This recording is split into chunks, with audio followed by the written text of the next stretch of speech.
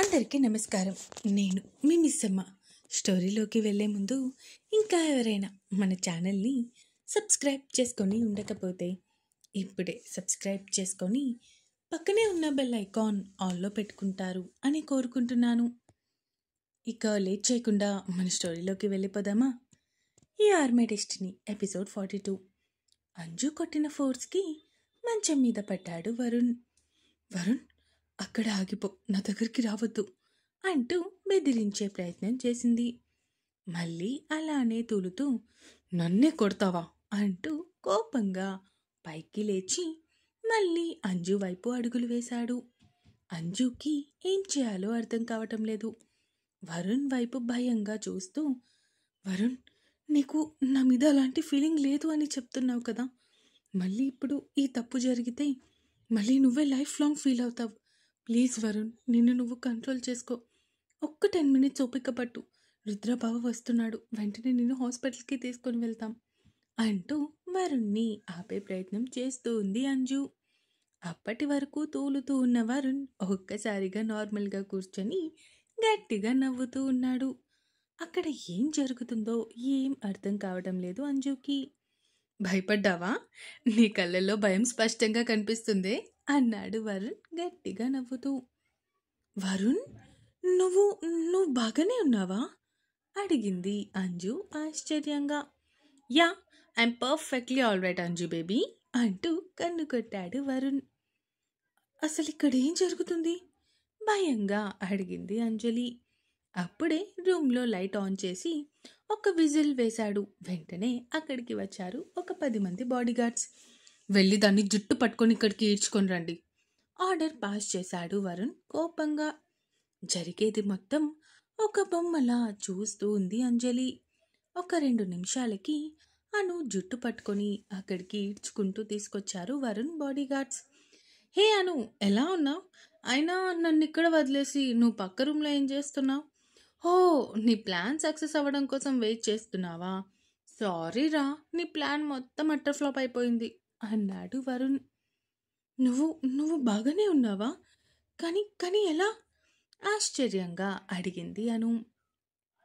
Because నువ్వు ఎందులో అయితే నాకు సెక్షువల్ ఫీలింగ్స్ కలిగే డ్రగ్ మిక్స్ చేసి ఇచ్చావో అది నేను అసలు తాగనే లేదు అన్నాడు వరుణ్. ఆ మాటకి ఒక్కసారిగా షాక్ అయింది అను. ఏంటి, ఒక 4 మాయమాటలు చెప్పి 2 కన్నీటి బొట్లు కారిస్తే నేను పూర్తిగా నీ మాయలో పడిపోతాను అని అనుకున్నావా? నా అంజు గురించి నాకు తెలియదా? దాన్ని చిన్నప్పటి నుంచి చూస్తున్నానే. దాని గురించి దానికంటే నాకే బాగా తెలుసు. అలాంటిది దాన్ని నువ్వు నా దగ్గర నెగటివ్గా ప్రొజెక్ట్ చేయాలి అని చూస్తావా? హౌ డేర్ యూ అడిగాడు వరుణ్ కూర్చున్న చోట నుంచి లేచి అను పీక పట్టుకొని పైకి లేపుతూ. వరుణ్, కావాలని నిన్ను అంజు మాయ మాటలు చెప్పి నన్ను నీ దగ్గర మోసం చేసినట్టు చిత్రీకరించాలి అని చూస్తుంది. దయచేసి అంజుని నమ్మొద్దు ప్లీజ్ వరుణ్ మసలి కన్నీళ్లు కారుస్తూ అడిగింది అను. ఏంటి, అంజు నెగిటివ్గా చెప్తుందా? అయినా నువ్వు ఆదిత్య గడి చెల్లివి అని నాకు తెలీదు అనుకుంటున్నావా? నేను మరీ అంత దద్దమ్మలా కనిపిస్తున్నానా నీ కంటికి అంటూ అభి అని గట్టిగా అరిచాడు. అప్పటి వరకు రూమ్ బయట ఉన్న అభి వరుణ్ పిలుపుకి లోపలికి వచ్చాడు. అభిని అక్కడ చూసిన అంజు ఒక్కసారిగా షాక్ అయింది. ఏమైంది అంజు, ఎందుకు అంతలా షాక్ అవుతున్నా అడిగాడు వరుణ్. నీకు అభి గారు తెలుసా వరుణ్? అయ్యో అంజు, తెలుసా అని అడుగుతున్నావేంటి? He is my close friend. కానీ నాకు తెలియకుండా మీ ఇద్దరు ఫ్రెండ్స్ ఎలా?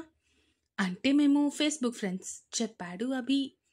అసలు నన్ను నీ దగ్గరికి పంపించిందే వరుణ్ అన్నాడు అభి కూల్గా. ఆ మాటకి మరింత ఆశ్చర్యపోయింది అంజు. ఏమంటున్నారు అభి గారు? మిమ్మల్ని నా దగ్గరికి పంపించింది వరుణా? నాకు ఇంకా నమ్మబుద్ధి కావడం లేదు అంటూ ఉండగానే అక్కడికి వచ్చారు రుద్ర, అక్షర్ ఇంకా ఆరోహీలు.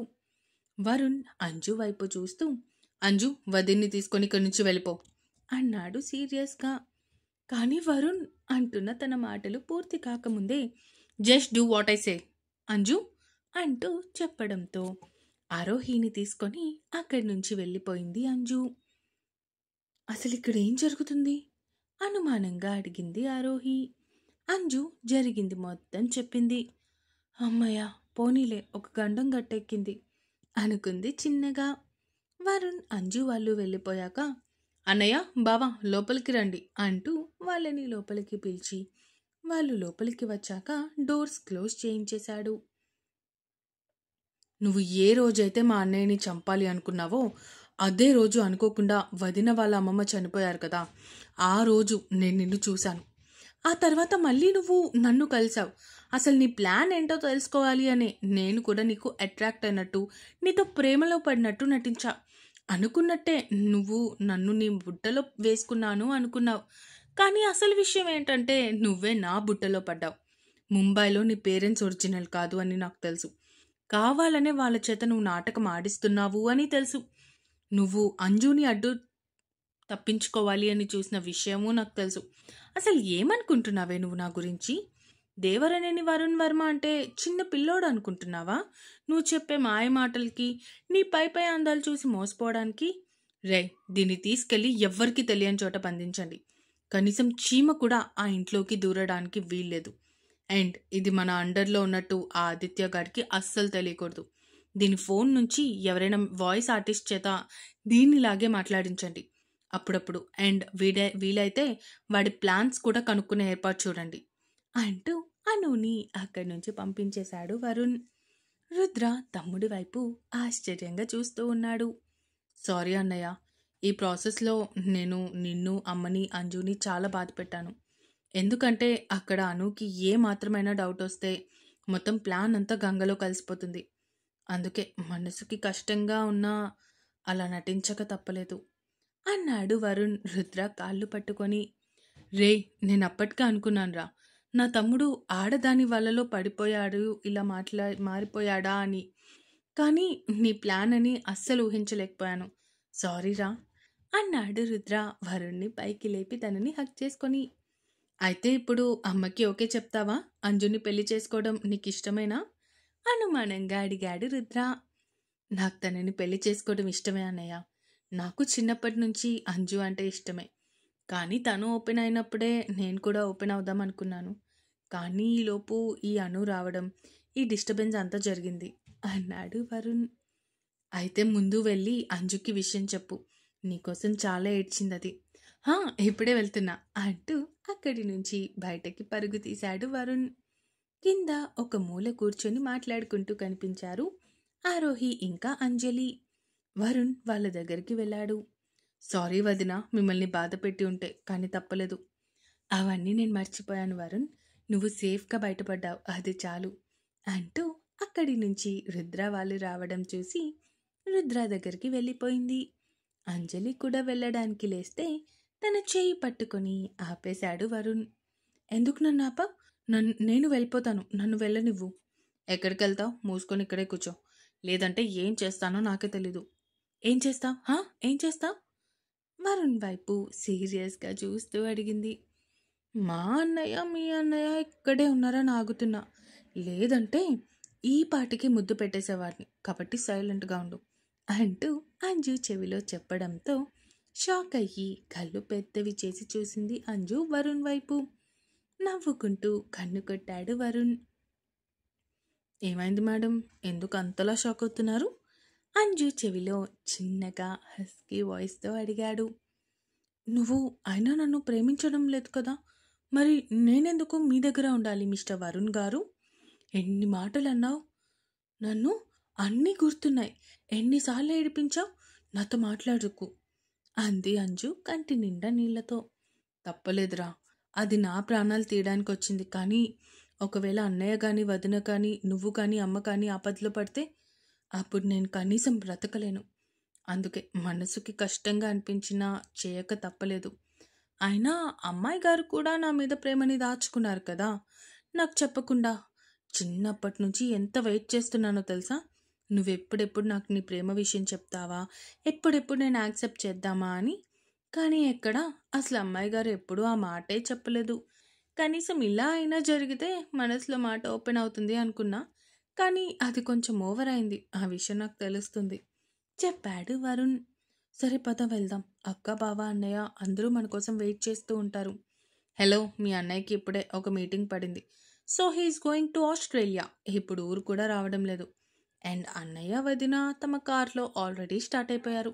మనం కొంచెం సేపు ఇక్కడే చిల్ అయ్యి అప్పుడు స్టార్ట్ అవుదాంలే అంటూ అంజు నడుము చుట్టూ చేతులు వేస్తూ చెప్పాడు. ఇదిగో, నీ మీద చాలా కోపంగా ఉన్నా. ఆ కోపం పోయే వరకు ఇలా ముట్టుకుంటే చంపేస్తాను. నన్ను బాగా ఏడిపించావు కదా, దానికి ఇప్పుడు అనుభవించు సీరియస్గా చెప్తూ మొహం పక్కకి తిప్పుకుంది. కానీ మనసులో మాత్రం ఎంత ఆనందపడుతుందో అది తనకి మాత్రమే తెలుసు. అంజు బిహేవియర్కి నవ్వుకుంటూ తన వైపే చూస్తూ ఉన్నాడు వరుణ్ కార్లో. ఇంకేంటి మేడం, ఇప్పటికైనా నా శివయ్యని నమ్ముతావా? ఎవరో వరుణ్ నిజంగా మారి అంజు ప్రేమని అర్థం చేసుకుంటే శివుణ్ణి నమ్ముతాను అని చెప్పారు. ఐ మీన్ చెప్పడం కూడా కాదు, ఛాలెంజ్ చేశారు. గుర్తుందా? కార్ డ్రైవ్ చేస్తూనే అడిగాడు రుద్ర. బాగా గుర్తుంది. ఇందాక గుడిలో ఆ శివుడికి నేను ఇదే దండం పెట్టుకున్నా. వరుణ్ మనసు మార్చాలి, అంజు వరుణ్ హ్యాపీగా ఉండాలి అని. వితిన్ 1 డే ఆ దేవుడు నా కోరికను తీర్చాడు. ఇప్పుడు నమ్మకం కలిగింది మీ శివయ్య మీద. నవ్వుతూ రుద్ర వైపు చూస్తూ చెప్పింది. బుజ్జమ్మ, ప్రేమగా పిలిచాడు రుద్ర. రుద్ర వైపు చూస్తూ ఉంది ఆరోహి. ఇంత సడన్గా ఇంత మార్పు ఎలా బుజ్జమ్మ? అడిగాడు రుద్ర. అప్రయత్నంగా గతంలోకి పరుగులు తీశాయి ఆరోహి ఆలోచనలు. రుద్ర సిటీకి స్టార్ట్ అయిన రోజు. అబ్బా, ఇప్పుడు కానీ అంజు ప్రాబ్లం లేకపోయి ఉంటే వాడు లేని టైంలోనే ఇక్కడి నుంచి ఎస్కేప్ అయిపోయేదాన్ని. అను దగ్గర అంజుని ఒక్కదాన్ని వదిలేయలేను. ఏం చేయాలి అనుకుంటూ ఆలోచిస్తూ ఆ రూమ్ మొత్తం తిరుగుతూ ఉంది. సరిగ్గా అప్పుడే ఆమె కంట పడింది ఒక బుక్. ఇదేంటి అనుకుంటూ దాన్ని ఓపెన్ చేసి చూసింది. అందులో అందంగా రాసి ఉన్న ఆరోహి అనే అక్షరాలు ఆమెని బాగా ఆకర్షించాయి. దాని కిందే బ్రాకెట్లో బుజ్జమ్మ. తనకి తెలియకుండానే నెక్స్ట్ పేజ్ ఓపెన్ చేసింది. అందులో రుద్ర తనకి ఆరోహి మీద ఎంత ప్రేమ ఉందో రాతల్లో వ్యక్తపరిచి ఉండటంతో అప్రయత్నంగా ఆమె కళ్ళు వర్షించాయి. నన్నింత లవ్ చేస్తున్నావా అనుకుంటూ వెనక్కి తిప్పింది. అక్కడ ఆరోహి ఫోటో ఉండటంతో నవ్వుకుంటూ ఆ ఫోటోని వెనక్కి తిప్పింది. మై లవ్ ఫర్ ఎవర్ అని రాసి ఉండటం చూసి నవ్వుకుంటూ ఆ బుక్ క్లోజ్ చేసి మళ్ళీ తీసిన దగ్గరే పెట్టేసింది. అప్రయత్నంగా తన ఆలోచనలు అన్నీ రుద్రతో తనకి జరిగిన ఇన్సిడెంట్స్ వైపు వెళ్ళాయి. తనకే తెలియకుండా రుద్ర మీద ఇష్టం వచ్చేసింది మన పాపకి. ఏమో తెలీదు, ఆయన ఒక మనిషి మీద ప్రేమ పుట్టడానికి రీజన్ కావాలా అడిగింది రుద్ర వైపు చూస్తూ. అవసరం లేదా బుజ్జమ్మ? సరే అయితే, కానీ లైఫ్లో వదిలేసి వెళ్ళిపోకే అన్నాడు రుద్ర. ఆ మాటకి ఆమె బ్రుకిటి ముడిపడింది. ఇంకా ఉంది. ఈ ఎపిసోడ్ ఎలా అనిపించిందో కామెంట్స్ రూపంలో తెలియజేస్తారు అని కోరుకుంటున్నాను. అలాగే సబ్స్క్రైబ్ చేసుకోవడం మాత్రం మర్చిపోకండి. ఉంటాను. Bye bye.